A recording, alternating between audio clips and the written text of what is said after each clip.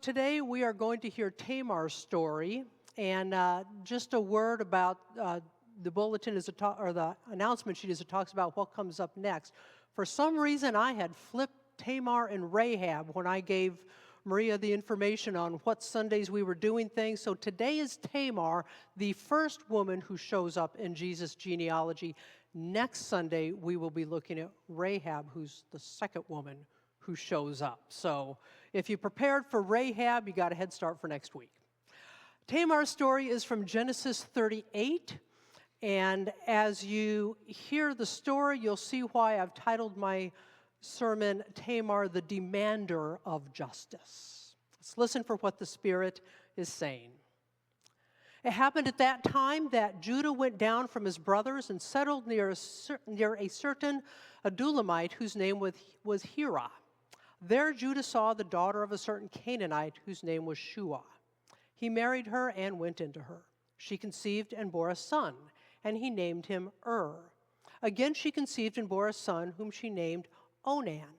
Yet again she bore a son, and she named him Shelah. She was in Chezib when she bore him.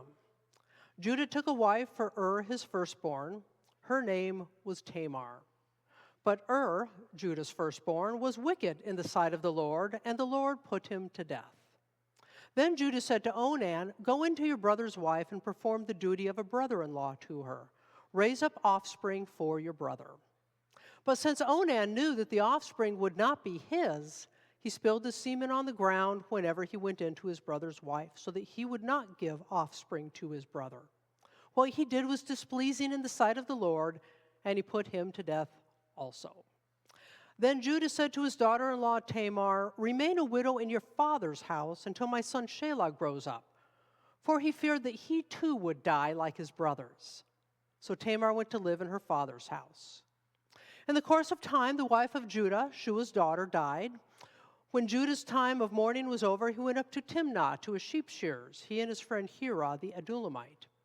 When Tamar was told, "Your father-in-law is going up to Timnah to shear his sheep," she put off her widow's garments, put on a veil, wrapped herself up, and sat down at the entrance to Enam, which is on the road to Timnah.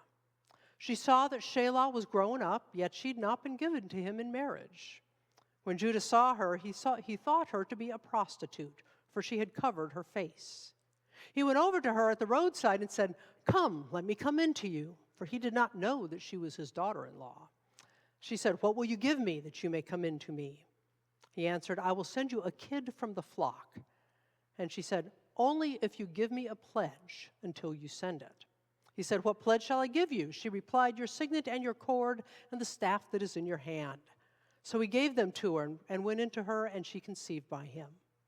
Then she got up and went away, and taking off her veil, she put on the garments of her widowhood. When Judah sent the kid by his friend the Adulamite to recover the pledge from the woman, he could not find her. He asked the townspeople, "Where's the temple prostitute who was at Enam by the wayside?" But they said, "No prostitute has been here." So he returned to Judah and said, "I have not found her." Moreover, the townspeople said, "No prostitute has been here." Judah replied, "Let her keep the things as her own, otherwise we will be laughed at. You see, I sent this kid and you could not find her." About 3 months later, Judah was told, "Your daughter-in-law Tamar has played the whore. Moreover, she is pregnant as a result of whoredom." And Judah said, "Bring her out and let her be burned." As she was being brought out, she sent word to her father-in-law, "It was the owner of these who made me pregnant."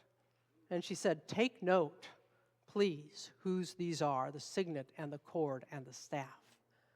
Then Judah acknowledged them and said, "She is more in the right than I, since I did not give her to my son Shelah." And he did not lie with her again.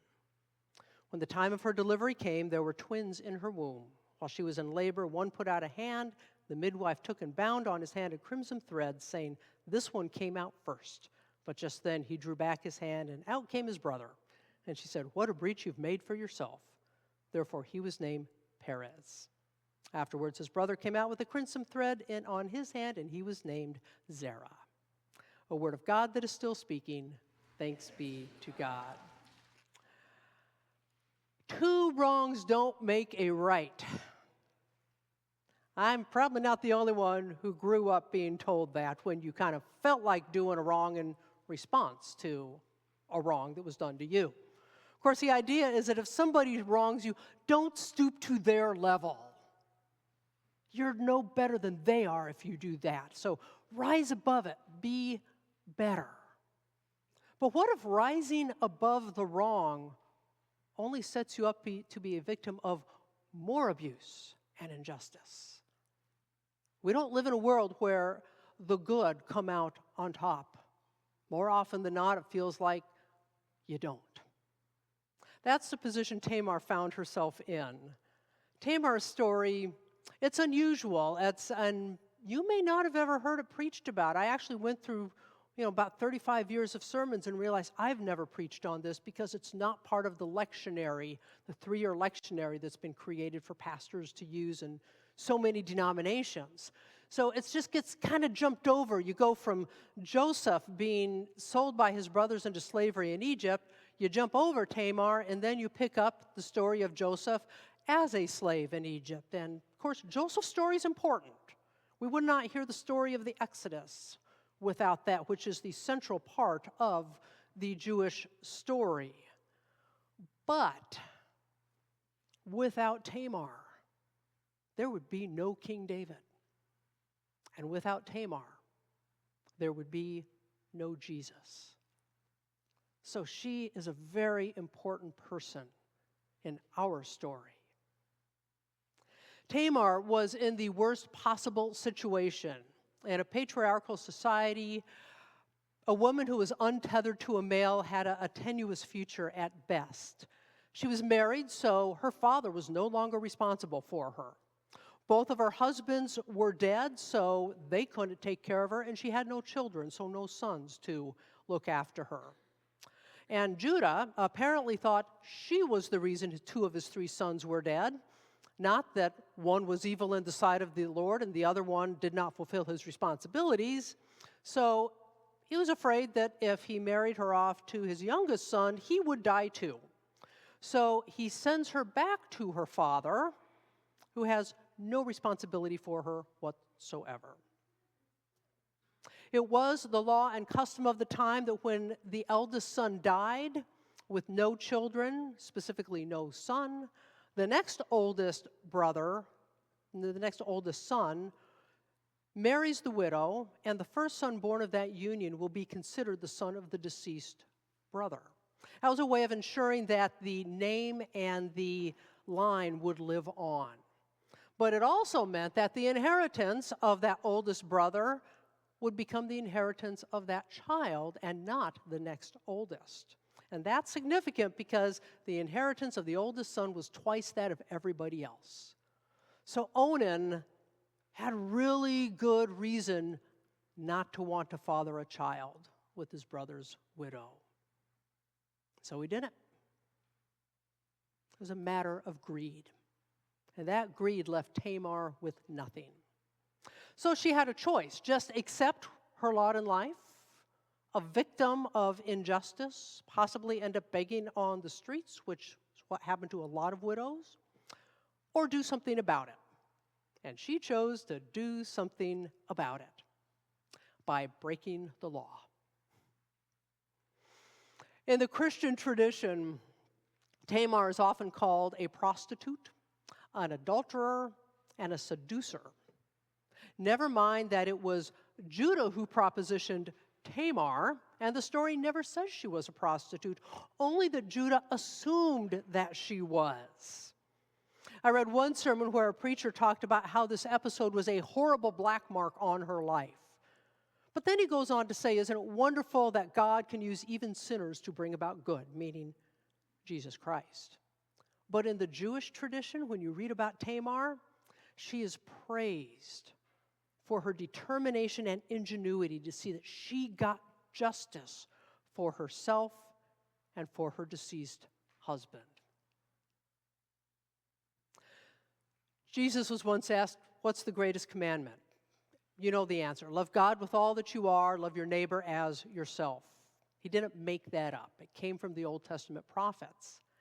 And to them, love looked a lot like justice. the highest calling of God's people. We heard that in the Amos reading. All of our worship, all that we do here, all of the show we make of being faithful, good Christians is repugnant to God if we are not working for justice. And according to the prophets and to Jesus, justice is making sure everyone has what they need to live. It's about honoring people's humanity and the image of God in them. It's about treating people right. To do justice is a higher calling than to keep the law. Because laws are made and interpreted by humans, justice comes from God. So as Christians, it puts us in a rather sometimes uncomfortable place. When we see an injustice or we have experienced an injustice, the first question really is to ask, what does the law require? We are people who believe laws matter. We want to be good citizens, and we know that the only way we can have healthy communities is if we respect the law and respect each other. And ideally, those laws do respect and support everyone. But as we all know, that's an ideal, and that is not always the reality. So we also have to ask another question. What does justice require? And it gets uncomfortable when the answer is not the same thing as what the law requires. That's why there's a group called No More Deaths. I've told you about them before. They're the ones who put water jugs out in the desert for migrants crossing illegally into the United States. It's against the law to put that water out there. But as they say, people are dying. And our faith requires us to care. Dietrich Bonhoeffer, German pastor who embraced nonviolent pacifism, agonized over a choice whether he should take part in a plot to assassinate Hitler. He finally did, and after that he called himself a guilty martyr, believing that he might indeed go to hell for that choice. But he also felt that his Christian faith demanded that he do what he could do to stop the atrocities happening in Germany. What makes Tamar's actions a little different is that she was doing it for herself. And it sounds weird, but I think we've all recognized this. We tend to look differently when people are doing something for themselves versus somebody else, even if all they're asking for is justice and what is they are rightfully due for themselves. But if no one else is going to stand up for you, why shouldn't you stand up for yourself? And that's what Tamar did. Tamar took a huge risk in her scheme to get what was due her. And in fairness, I don't know that her scheme was to have Judah sleep with her and have a child by him. How could she know that he would assume she was a prostitute and proposition her? But he did. And she took advantage of that to put in motion a way to get justice for herself and for her deceased husband, And she had to know it might cost her her life, which gives you an idea of how dire her situation might have been. You see, in those days, this is a few hundred years before Moses gave the law on Mount Sinai, so we don't have all those Levitical laws and stuff that's in the Bible. Egypt had great influence over that area. And in Egypt, when a woman committed adultery, which technically is what Tamar did, because unless she was married again, she was a widow, but she was still married. The punishment in Egypt was burning them to death. Now add to that, Tamar was still under the authority of Judah, even though he sent her away. So when Judah heard that she was pregnant, he responded according to the laws and customs of his day. It's only when Tamar pulled out that staff and the seal that he realized what had happened. And credit to Judah, and this is about the only credit I think I'll give him at the moment. He said she was in the right, and I was wrong. He actually said she was more righteous than I. Pay attention to that word when you see that in Scripture, because it's not used lightly. To be righteous consists of doing what is right and just in all relationships, which Judah admitted he did not. In a way, Jesus followed in the footsteps of his great-great-great-great-great-great-great-grandmother Tamar. Because the scribes and the Pharisees were always accusing Jesus of breaking the law, healing on the Sabbath, eating with tax collectors and sinners, allowing his disciples to pick grain on the Sabbath, not washing their hands, talking to a Samaritan woman. All of these were forbidden by Jewish law. And yet Jesus reminds us there's a difference between the letter of the law and the spirit of the law.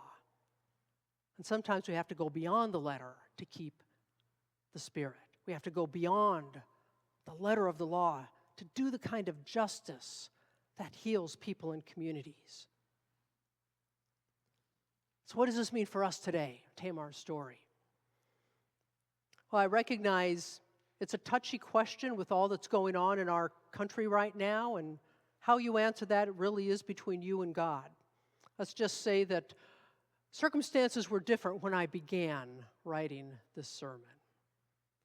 But as we reflect on Tamar's courageous pursuit of justice for herself in the face of the systemic injustice of her day, maybe we might start to ask, who are the marginalized people in our day?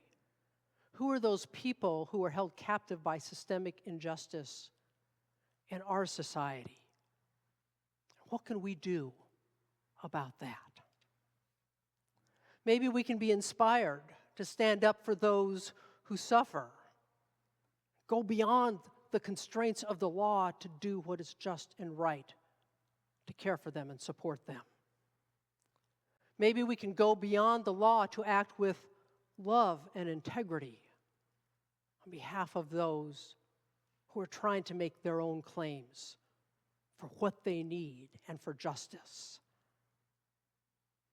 And let's not forget Judah. While the laws and customs of that day put constraints on Tamar's agency, let's not forget Judah made it worse. How might we, knowingly or unknowingly, be fostering or even encouraging injustice? When have you treated people unfairly or tried to limit someone's access to what they need without really thinking about it in those terms of justice? When have you falsely accused someone or deliberately misrepresented them, as happened to Tamar? The good news is that God doesn't discard us when we fail to live with justice and love. God always provides forgiveness and a way back, because we aren't perfect and we never will be. But how about trying to lessen the need for that forgiveness by making sure we treat people with love and with respect, by making sure that we stand up for those who aren't getting what they need that we take for granted, especially when it's hard and especially when we don't want to.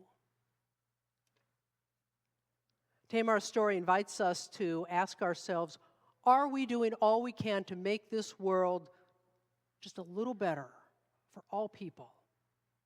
Are we doing what we can do? And just as Tamar's bold actions brought about justice for herself and for may we too have the courage to challenge everything that dehumanizes other people and work towards that world where justice flows down like a river and righteousness like an ever-flowing stream. Amen.